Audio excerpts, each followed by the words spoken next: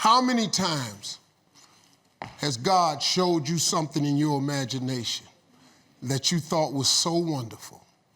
And then you took it in there to your family and your friends and you shared it with them and they shot it down.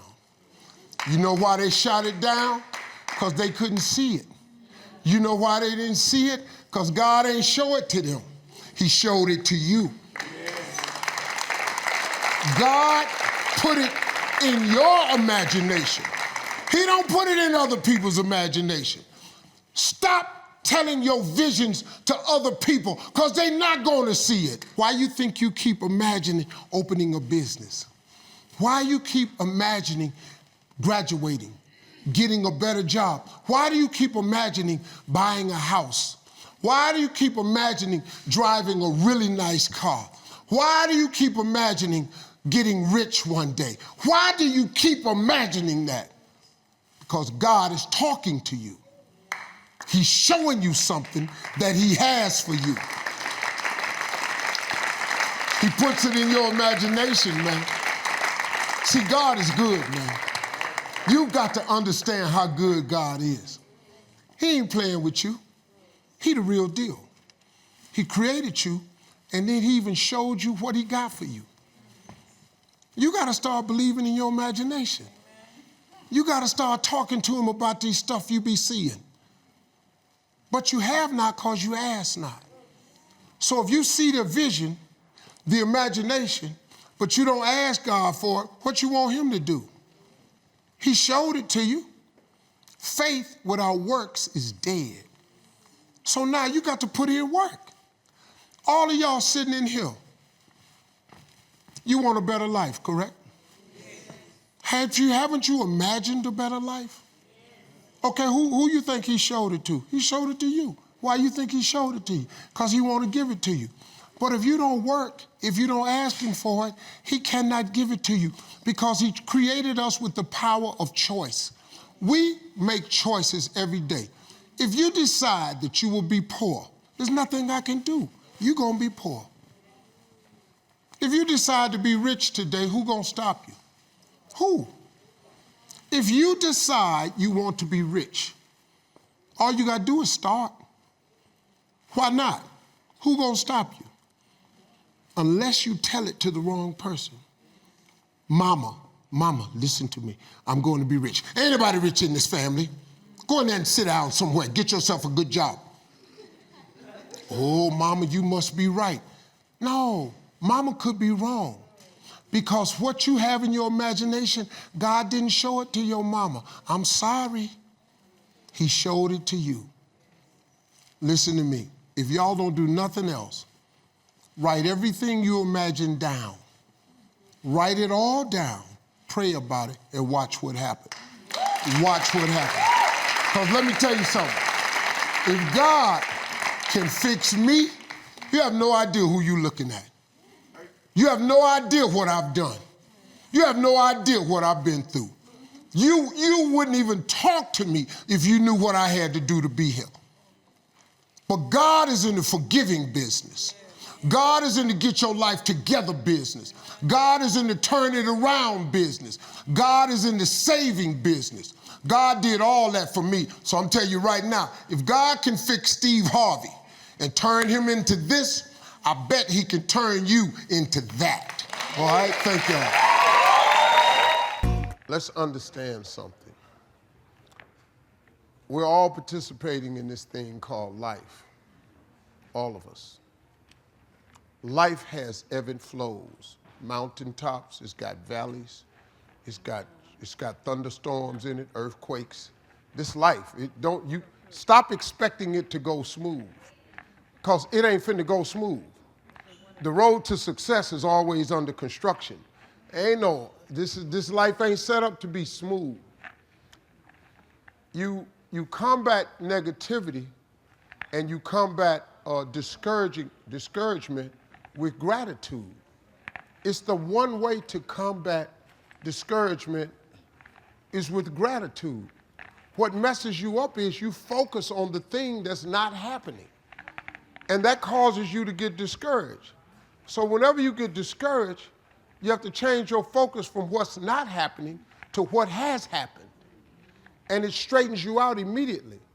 Because what causes the downslide is if you get wrapped up into what ain't happening, it get ugly, man. And it just snowballs. But you have to focus on gratitude. People don't understand how serious gratitude is. You know, it's a serious principle of success. It's hard to be miserable and grateful at the same time. You know, I learned this at my mother's funeral, man, which was like the roughest. That week of my life was like chaotic, man. I thought I was gonna die. My mama passed, I was 40. I didn't do good, man. I thought I was crumbling. I really, man, I didn't know what that was, man. The most important person to me was gone. I was crushed. I thought I was gonna die. And at the funeral, my mother was a Sunday school teacher for 40 years. And I'm devastated. My mother's in a casket. That's just not the picture I ever wanted to see, right? And I was struggling with her being up there. And the preacher stood up and he said, I know y'all hurting. I got 2 brothers and 2 sisters. He said, but I want y'all to look around at this church. My mama had been a Sunday school teacher for 40 years. Church was packed. It was packed. He said, the overflow room is full. He said, we've put up projector screens in the parking lot. We don't do that on Easter. We done set up projector screens in the parking lot because so many people then came to see your mother off. Said, because your mother meant something to everybody. My mama's funeral was filled with the hood, the gangsters, the pimps, the hustlers, the dope boys, the police, the politicians, church people. He started talking about, he said, look how full this church is. Look at the lives she touched. Look what she meant to so many people. We got people in this church we ain't seen in years. He said, look at this. And I want you to think of all the incredible things your mother has ever done. And then he started listing the things she had done around the church and what people had said about her. And we started smiling. And this was the first time I had smiled in a week. That week was ugly for me. And he said, now listen to this. You see the smiles on your face? He said, joy and depression cannot reside in the same space. So when you get down and you start thinking about how dark it is, I want you to remember everything your mother taught you that was good. And that replaced all the negative thoughts I was having. Because joy and depression cannot reside in the same space. Well, now, you got to take that concept and apply it to your life. If joy and depression cannot reside in the same place, when you get depressed and you get discouraged, you got to replace it with joy. And what more joyous than gratitude? What has God done for you? Didn't you wake up today? Ain't you still breathing? Don't you have some measure of health? Ain't you working? You may not have the car you want, but don't you have a car? Ain't you eating groceries today? You ain't homeless. Now, when you start tripping and you get depressed, you got to go into yourself and come up with some gratitude. Once you get grateful, you can't be discouraged and grateful at the same time. You cannot do it. That's how you come back every single time. It happened to me the other day. I woke up, I just wasn't on the right side of the bed. Went downstairs and started doing my meditation. I pull out a list of everything I'm grateful for. By the time I got to the 13th thing, I thank God for 75 things every morning. By the time I got to 13, I was fine. Because guess what? I'm alive, I'm breathing, I'm healthy. I'm finna go do a job. I tell jokes. They finna pay me. Lord, they finna pay me. My grandkids is healthy. My children is healthy. They ain't calling me asking me for nothing. They did at 10, but at 8, they didn't want nothing. I just started feeling, that's how you do it. That's how you come back. I'm telling you, it works.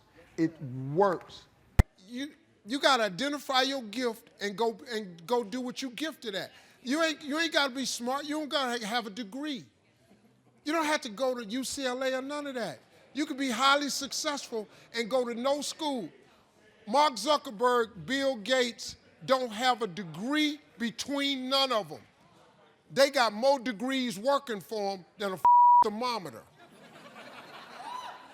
Just go follow your dream, man. Go make your life happen. My whole career is dedicated to all my punk teachers that told me, sit down, acting a fool. You ain't gonna ever make no money acting a fool.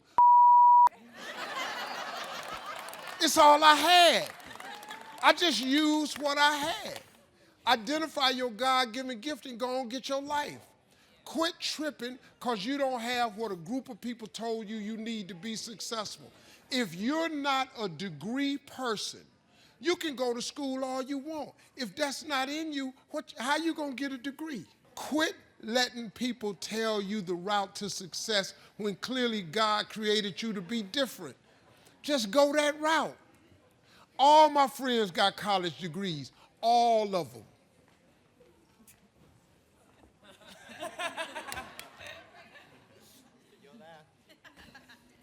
I flew all of them to Cancun, Mexico last year. I flew all of them.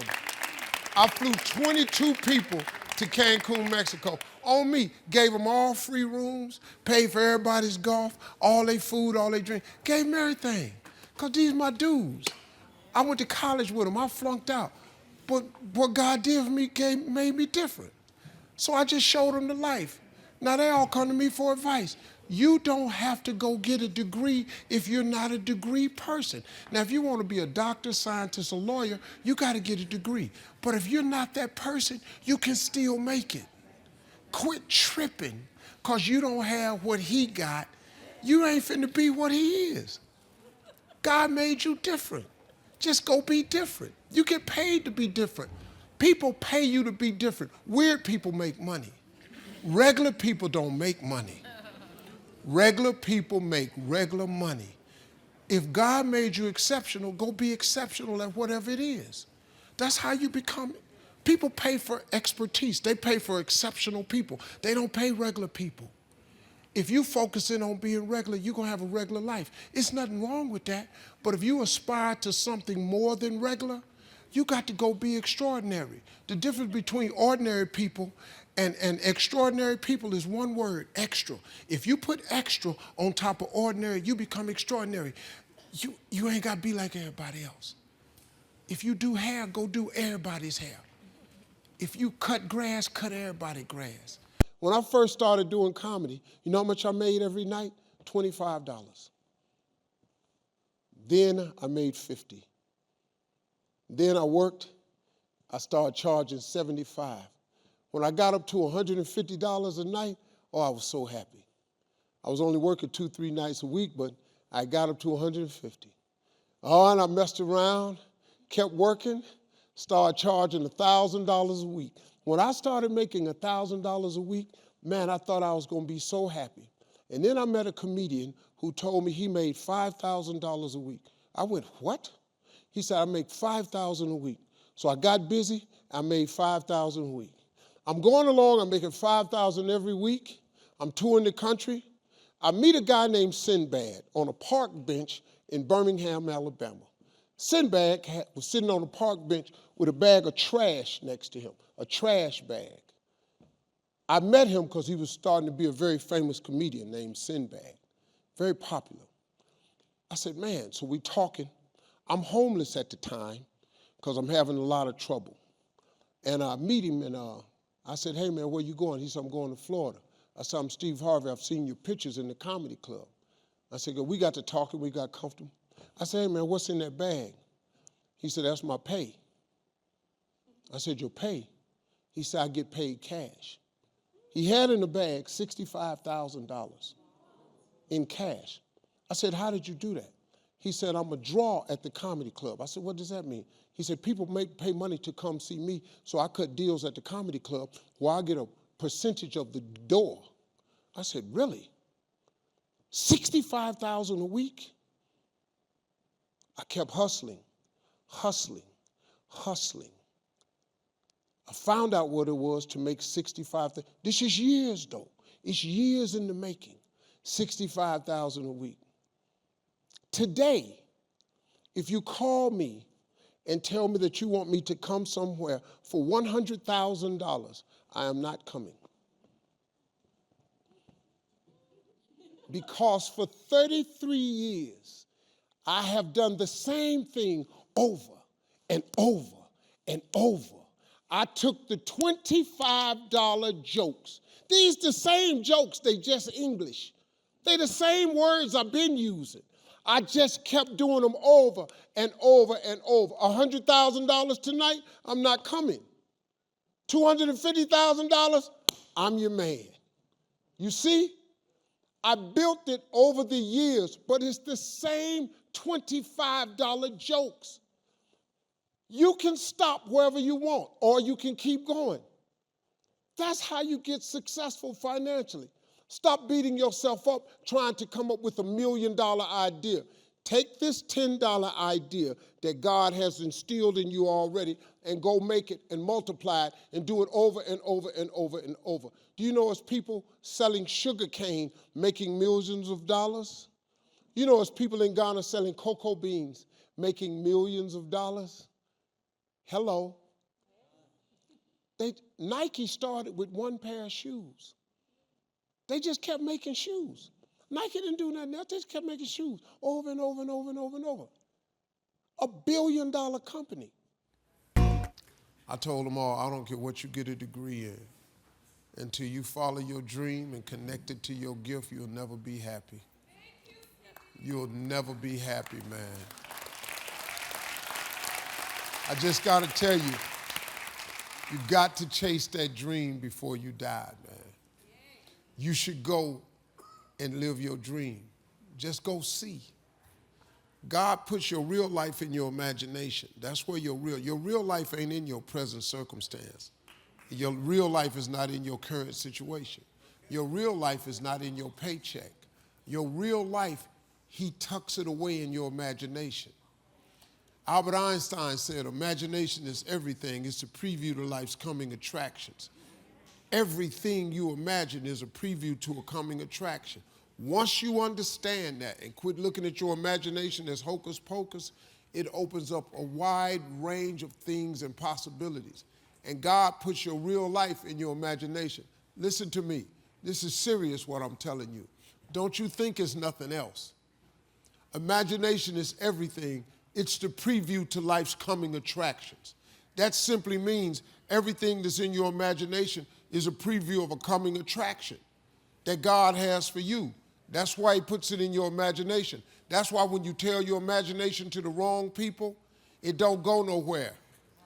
You ever had something you thought was a brilliant idea and you took it in there to your family and your loved ones and they shot it down? You know why they shot it down? Because they couldn't see it. Because God didn't put it in their imagination. He put it in your imagination. If you want to kill a big dream, tell it to a small-minded person. That motherfucker die like that. It'll just die. I walked in that house, man, and told everybody I was quitting my job to go be a comedian. Everybody in that house shot that down. My ex-wife shot it down. Her mother-in-law shot it down. My mama shot it down. All my friends shot it down. My brothers and sisters shot it down. Don't you quit your job, go be no comedian. You can't make no money telling no jokes like that. It's 1985. Who you think you are? If I had listened to them, I wouldn't even be here today. But I didn't listen because it was evidently clear to me. God had put it in my imagination that one day I would be on stage. That was an old song that the Temptations had. It was written by Donny Hathaway, and it's called A Song for You. And one of the stanzas in the song I used to sing as a little boy. I've acted out my life on stages with 10,000 people watching, and we are alone, and I'm singing this song for you. I used to always imagine myself in front of 10,000 people. Man, I'm one of the original kings of comedy, man. You know how many people I done been in front of? I done told jokes in front of 44,000 people before. But if I had listened to my mother, who was saved and a Christian and a Sunday school teacher, if I had listened to her, I wouldn't have quit my job. All my brothers, everybody told me, you can't go be no comedian. I left anyway. I won amateur night on October 8th, 1985. I won $50. I went to work the next day, October 9th, 1985. Quit my job. Everybody in my neighborhood called me a fool. I send planes, pick all of them up, take them to shows and now. All of them. All of them.